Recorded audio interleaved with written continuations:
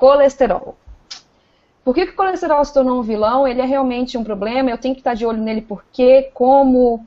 Por que baixaram recentemente o índice de colesterol indicado para 200 e antes era maior? E o que isso significa na minha vida? O que eu tenho que fazer? Nossa, Vamos isso é legal. com o Clécio agora, vai.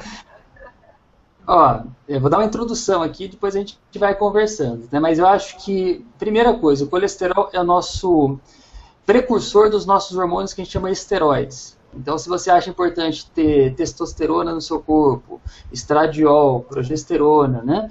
Cortisol, aldosterona, todos esses hormônios, eles são derivados do colesterol. Então, só para introduzir que o colesterol ele é importante para a gente, na verdade ele é vital, né? O colesterol ele é uma substância, assim, sem colesterol a gente não vive. Então, o primeiro caso do paciente que chega com colesterol total muito baixo, perguntou, doutor, até quanto que eu tenho que abaixar o seu colesterol? Eu falei assim, ó, desse momento para baixo, você está buscando a morte, porque esse está no limite entre a vida e a morte. Se baixar mais do que isso, você não vai conseguir viver, porque o colesterol, ele é vital para a gente. E aí é uma outra coisa um pouquinho mais ampla para a gente entender. Por que o colesterol foi colocado como vilão das doenças cardiovasculares? Né? Por que o colesterol fala assim, o colesterol está matando, o colesterol... quando a gente tem uma doença numa artéria do coração, a gente tem vários fatores que vai fazer com que aquela doença aconteça. Então tem a oxidação, né? A gente tem uma ausência de metilação no organismo, ou seja, tem vários processos fisiológicos que fazem com que aquela artériazinha de passa o sangue para o coração vá ficar velha, vai ficar estragada. Né? Então esse é um processo muito complexo. Mas, no fim, quando ele acontece, né, quando estraga a veia, quando tem uma esclerose, quando tem envelhecimento dessa artéria do coração, né, mais importante do que a veia, a pessoa que é encontrada naquele local é o colesterol das próprias células que morreram, o colesterol que foi depositado lá como processo de cicatrização, como se fosse a cicatrização da pele. Você fez um corte na pele, você tem uma casquinha. Foi a casquinha que te machucou? Não. Foi a pedrada que você tomou, foi o lugar que você esbarrou, né? Foi a briga.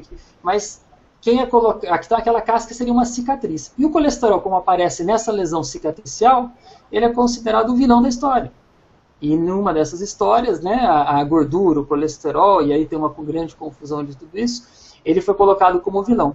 Tá? Mas o colesterol é importante, não é isso que vai fazer você ficar doente, e aí é importante o acompanhamento médico, para você tirar fora as outras possibilidades, né, oxidação em excesso, por exemplo, ausência de metilação, alteração hormonal, e garantir a sua saúde como completa, para não ter o problema do envelhecimento lá da sua artéria. Tá? Então, essa colocação o Adolfo tem para falar para a gente aqui.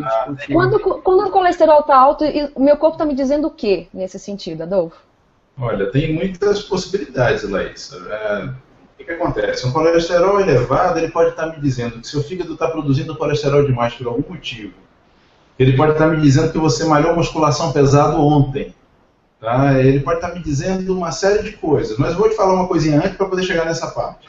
Eu brinco com o paciente e falo assim, eu falo que o colesterol é aquele cara que entrou num beco, encontrou uma mulher morta ensanguentada no chão, pegou a faca para ver o que era, chegou a polícia. Aí ele vai preso, não teve culpa de nada, coitado. Ele não sabe nem o que aconteceu. O colesterol é mais ou menos assim. O colesterol, como o Clésio falou, é matéria-prima para fazer os esteroides. Só isso já qualifica ele muito. Só o colesterol também é matéria-prima para fazer membranas celulares, né? Então, se você parar para pensar, todo o seu corpo é feito também de colesterol. O colesterol tem um papel antioxidante no cérebro fundamental. Então, o colesterol é uma molécula que depois que você estuda, ao invés de ter raiva dele, você fica apaixonado por ele. Ele é muito legal, gente fina pra caramba. E aí eu gosto de lembrar o pessoal uma coisa, olha só. Colesterol e gordura, a única coisa que eles têm a ver é solubilidade. Porque o colesterol não é uma gordura, o colesterol é um álcool. Certo? O colesterol é um álcool que é transportado no nosso sangue dentro de estruturas lipoproteicas. A gente fala que são envelopes, né? Então, esses envelopes, o que é conhecido como maligno, ou mau colesterol, é o LDL. O LDL é uma lipoproteína de baixa densidade, que inclusive nem todas são ruins, são potencialmente ruins, mas vamos simplificar. Esse LDL leva substâncias lipossolúveis para as células do corpo, então ele é distribuidor de comida. LDL não é uma coisa ruim. Se ele distribui substâncias lipossolúveis para as células do seu corpo, ele não é ruim, ele está nutrindo você. Seu fígado faz esse pacote e manda ele levar nutrientes para as células. Então, seu fígado vai fazer veneno para você? Não vai. Então, por exemplo, se você fez musculação ontem, sua LDL hoje vai dar um pouco mais elevada assim. Por quê? Porque você está precisando recuperar os tecidos, você está mandando uma porrada de substâncias lipossolúveis para os tecidos. Isso é uma coisa bem lógica. Isso não é ruim. Qual é o grande problema? A LDL tem uma fração na sua membranazinha ali da lipoproteína, que é a fração chamada B100.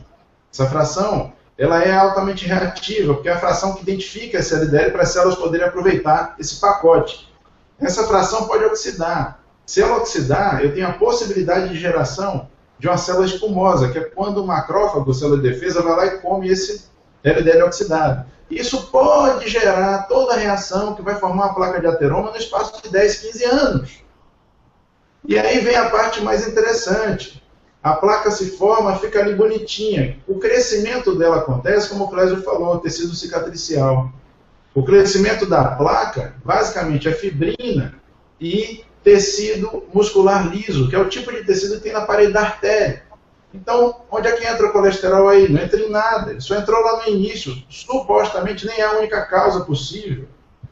Outra coisa importante, ele não vai alimentar a placa. O colesterol não vai ficar alimentando aquela placa para ela crescer e entupir a artéria. Isso não acontece. Então, o paciente que está com placa, tomar estatina para a placa não crescer, não faz o menor sentido do ponto de vista de evitar que o colesterol se acumule ali. Porque não é o colesterol que acumula ali, é muito mais até sais de cálcio desgarrados, assim, por deficiência de vitamina D e vitamina K2, que vão se depositar naquele lugar. Né? Então é isso, o colesterol é um troço muito legal. O colesterol, a gente já tem até alguns colegas lá fora, né, Clésio, que já estão praticamente prescrevendo colesterol para alguns tipos de pacientes. Né? Mandando esses pacientes comerem não sei quantas gemas de ovo de uma vez. Eu acho que só para a gente fechar, quando então eu tenho que tomar um medicamento para baixar o colesterol? Lembra que a gente falou da genética? Tem alguns casos que eu produzo tanto, patologicamente, que aí eu preciso tomar um remédio para baixar o colesterol. Então esse é um cuidado que a gente tem que ter, por quê? Porque cada caso é um caso, por isso que a gente tem que avaliar individual. A medicina hoje ela é individualizada, né?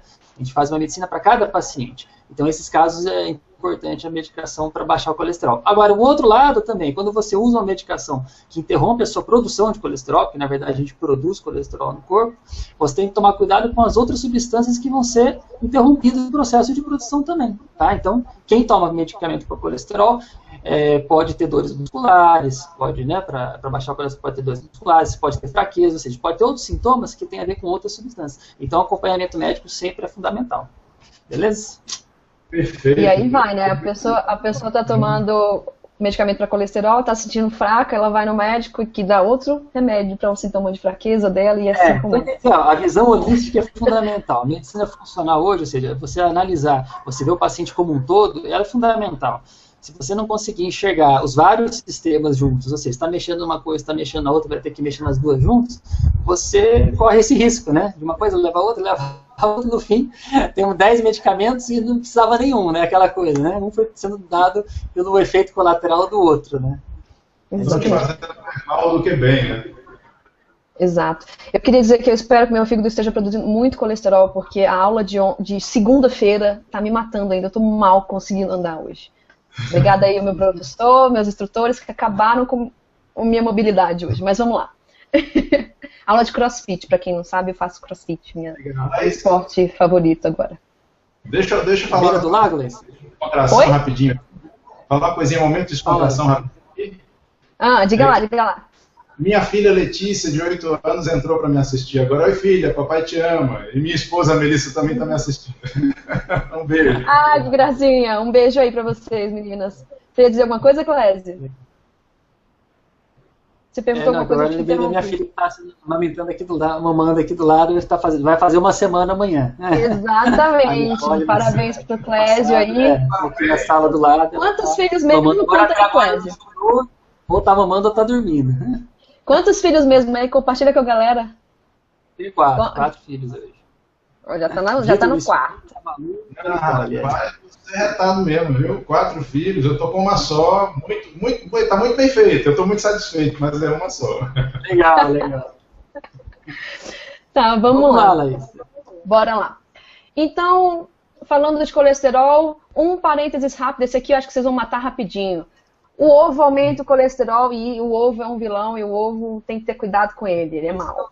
Isso eu tenho experiência lá do trabalho que eu fiz em 95, 96. Durante a faculdade, eu tive essa oportunidade, a gente mapeou 215 escolas em Campinas, São Paulo.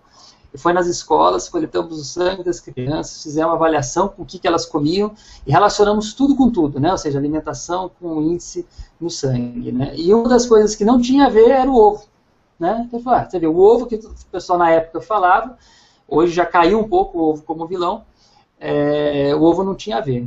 Tinha a ver até o consumo excesso de carboidrato com o excesso de colesterol ruim, mas o ovo mesmo não tinha a ver, tá? Então, apesar do ovo ter colesterol, a gente sabe que a maior parte da produção nossa é endógena, ou seja, o nosso próprio corpo. Até algumas teorias, alguns trabalhos mostrando, se você faltar a produção, o consumo de colesterol exógeno, você pode até aumentar a produção dentro do seu corpo, né? Se você comer menos, você pode até produzir mais colesterol. Então, o ovo não está contraindicado, não. Às vezes é até indicado para prescrição, né? Que o Rodolfo falou, para dieta, e esse colesterol não tem problema nenhum. O ovo é outra coisa que a gente gosta, né, Laís? Porque Eu adoro! é gostoso, né? E se você pensar que o ovo tem muitas substâncias assim, neurotrópicas positivas, né, fazem bem para o cérebro, então o ovo seria um alimento preventivo para qualquer tipo de mal neurológico degenerativo, pelo menos supostamente. Então o ovo tem inositol, o ovo tem colina, o ovo tem fosfatidilcerina. Então o ovo é um cabra muito gente boa, né? Você conservando ele direitinho e preparando ele corretamente, também só vai te trazer benefício. Não tem nada de ruim no ovo, não. Beleza. Não, eu não tenho nem muito o que falar do ovo, porque ele é meu alimento padrão todos os dias, café da manhã. Eu só vario a forma que eu preparo ele. De vez em quando eu coloco só ele mesmo, com um pouquinho de curry. De vez em quando eu pego uma barriga, olha aí, ó, a barriguinha do porco. E vou lá e faço, mas de vez em quando, não é todo dia. E assim vai, o ovo é maravilhoso, é fácil de fazer, versátil, é gostoso. Nossa, eu não tenho nem palavras, é um dos meus alimentos favoritos mesmo.